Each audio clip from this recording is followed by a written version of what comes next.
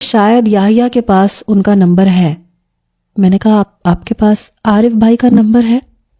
میرے پاس ہے، میں نے فون کر دیا ہے، آپ پریشان نہ ہو، وہ آ رہے ہیں۔ جیسے ہی عارف بھائی پہنچے، سامنے انہیں کوریڈور میں دیکھ کے میں بھاگ کے ان کے پاس گئی، ان کے ساتھ لگ کے پھوٹ پھوٹ کے رونے لگی۔ وہ مجھے ڈانٹ رہے تھے، کہنے لگے کتنی بار تمہیں سمجھا چکا ہوں، پاگل لڑکی ہو تمہیں پتہ ہے تم کس مصیبت میں پھنسنے والی تھی۔ اگر اس شخص کو کچھ ہو گیا نا تو یاد رکھنا میں تمہیں اس کیس سے بچا نہیں سکتا۔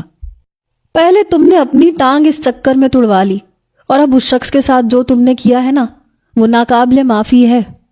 آج کے بعد تم گاڑی کے پاس نہیں جاؤ گی۔ میں نے کہا میں نہیں جاؤں گی، بس اللہ کرے اس انکل کو کچھ نہ ہو۔ پھر وہ یحییٰ کا شکریہ ادا کرنے لگے کہ یار اگر تم وہاں پہ اتفاقیہ طور پہ نہ پہنچتے تو آج پتہ نہیں لوگ میری بہن کا کیا حال کرتے۔ وہ کہنے لگا ایسی کوئی بات نہیں ہے۔ آدھے گھنٹے بعد اس بوڑھے شخص کو ہوش آ گیا تھا اور اب وہ خطرے سے باہر تھا۔ میں نے شکر ادا کیا۔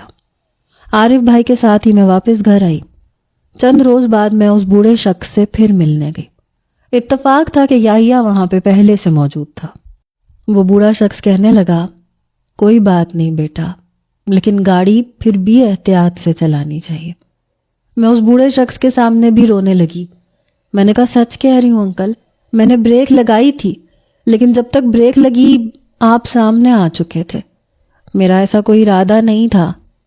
وہ کہنے لگے میں پولیس کو کچھ نہیں کہوں گا، کوئی کیس نہیں ہوگا، تم کیوں پریشان ہو رہی ہو۔ وہ کافی بوڑھے شخص تھے، مجبور بھی تھے۔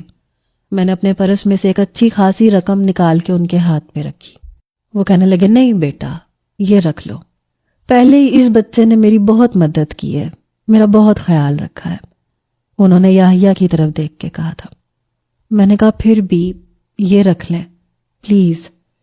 میں عارف بھائی کے ساتھ ہی آئی تھی، ان کے ساتھ ہی واپس چلی گئی۔